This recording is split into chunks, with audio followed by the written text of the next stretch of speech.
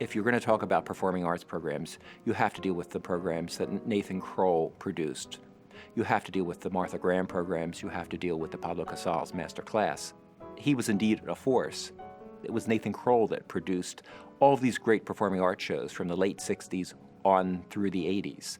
When you see the programs, there's a quality and intelligence to the shows, and that certainly made up who Nathan Kroll was. He was a very quick-witted man, but he also had a deep concern for education and the arts. Before Nate became a producer of arts programming on television, he had a tremendous background that gave him the experience of arts in many different ways. He began as a violinist, a very well-known prodigy in the New York circles, trained at Juilliard, but unfortunately was not able to continue to become that master violinist. The Depression disrupted his career, and he looked at other forms of the musical experience. We're so lucky that he tied up with radio at that time and began to compose and create music for radio programming. And I think probably in that experience that he learned about communication, that you could communicate the artistic experience on a mass medium. The thing about arts programming in the 50s is that it was very rare. I think there was one series, and it was on the commercial networks called Omnibus, and that sort of defined what arts programming was. The paradigm was Leonard Bernstein talking to you and telling you the history of Beethoven, telling you the history of jazz. It was very much a pedagogical classroom situation, and Nathan Kroll was able to take new concepts and bring them to arts programming. He didn't take the Bernstein paradigm with one lecturer telling you what is good. He allowed you to experience the art itself. He created forms that allowed the artist to speak directly to the public. In the 50s, there was very little public television. There were only a smattering of stations around the country. There was not a unified network. It was just a series of isolated stations. They were looking for a link-up that would bring the arts programs to different stations across the country. There were no dance programs on television at all. There were no formulas for dance, and in fact, it was Nate Kroll who developed all the different ways and innovations to bring dance to television.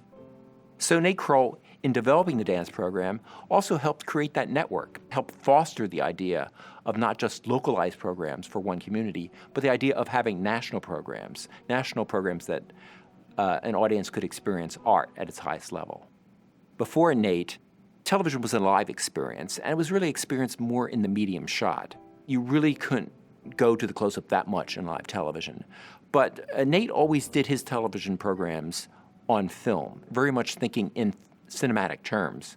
And he certainly understood in all his film work that the close-up was a paramount way of communicating, so that you have all the great artists seen in close-up. You actually can read their faces as you hear them communicate. There's no doubt that Martha Graham changed modern dance. Perhaps you could say she changed modern culture. She brought a whole new emphasis to culture. But to understand Martha Graham, you can't just do it through her dances. You have to understand that person. I think one of the best ways to understand who Graham was is through Nate Kroll's documentaries. The great thing about the Martha Graham films is that you're peering into an artistic temperament that would change 20th century. In many ways, he gave a rare window into her artistic soul.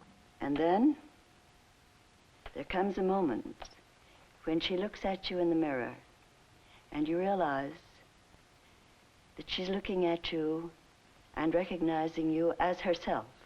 When Nate was working on the Graham films, he was working with a team of people that helped him discover how do you translate the artistic experience to a television experience. He worked with the director Peter Glishonik in thinking about dance in television terms.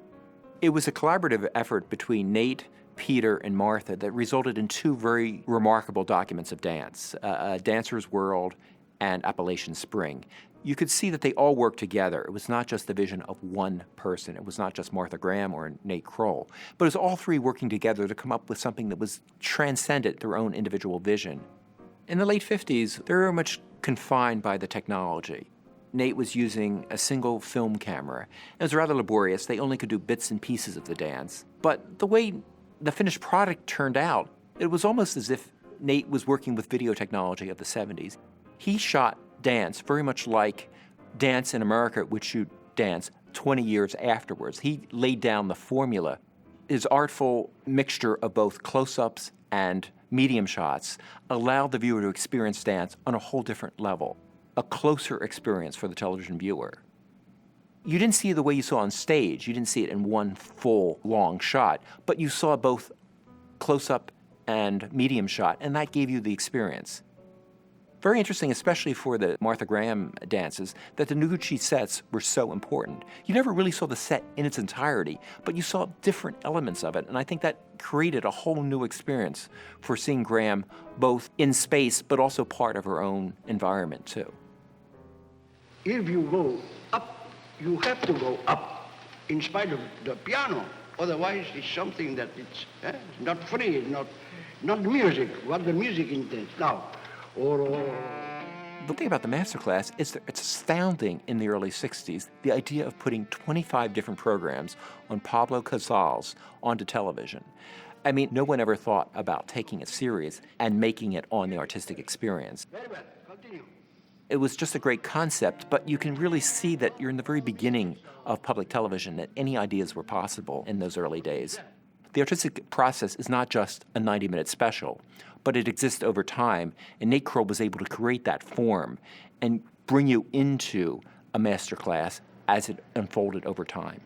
Many of the artists were really old school. They came from a very disciplined art form, and they really only talked to their community. Most of these artists had never appeared on television. They had no idea what mass communications was. And it was Nate Kroll who helped them begin a relationship with this new medium.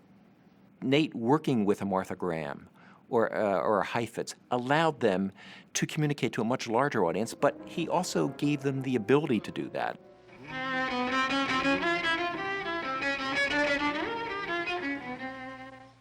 Another form that Nate innovated on television was the idea of process. How do you bring television to communicate the artistic process? He took that to another level with his masterclass programs. The masterclasses were not just about the individual art of Casals with the cello or Heifetz with the violin, but it was how you pass along knowledge, and I think that was the great thing, that Nate had the cameras to show both the teacher but also the student. You saw the thoughts of the teacher and then the eyes of illumination in the students. And then, of course, the student was also the audience watching this rare communication. You're still in one piece. It was a whole idea of what wisdom is and how you pass it along. I'm sure that he had a personal feeling when he was filming Jascha Heifetz. Heifetz was someone he wanted to be, and I'm sure that program meant more to him than all the programs that he worked on, because here was his idol, Heifetz, teaching a class. To a sound which is way, way up. The feel comes. So, all right, try it again. What are you, 11? He wanted to be both the student probably in that class, but he also probably personally also wanted to teach that class. And I'm told by his widow, Claire, that throughout his entire career, Nate Kroll always thought of himself as a violinist. Perhaps his ambitions were thwarted, but in the back of his mind, he always wanted to be that violinist. We're fortunate that he took those thwarted ambitions and became a great filmmaker instead. Now, che mai de Dio nel penetral più sacro di mia magione. You see, okay, somebody with your wife. Then do not make the note so long. Go to the point immediately. So he begins the masterclass in the early 60s with Casals, but extends it into the 80s with Pavarotti, a whole different type of artist, so the shows are very different. With Casals or Heifetz, you have old school musicians talking to students, a very dignified, sort of austere approach. But with Pavarotti, you have a whole new way of communicating. And after, when she leave the room, then you say, oh, God. And you become a singer. But before, you are a furious husband. Pavarotti understood the mass medium, so there's more of a warmth, an understanding of the possibilities of communication. So with these master classes by Nate, you have an understanding in 20 years of how the artists have changed.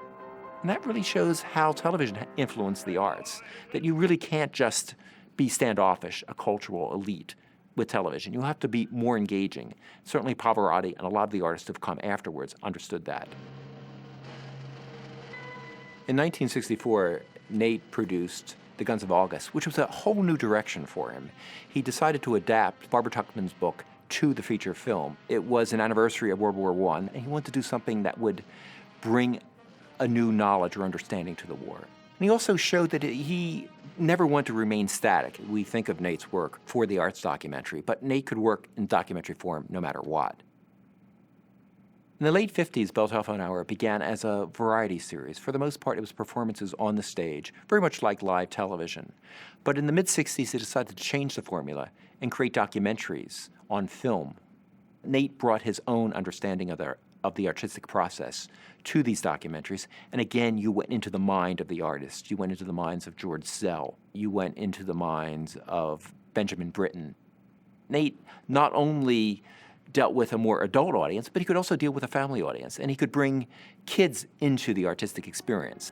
He worked with Joan Sutherland to create Who's Afraid of Opera, and in many ways he borrowed some of the elements of, we'll say, Sesame Street to create an experience that would be not just for the enlightened audience, but for a new audience of youngsters.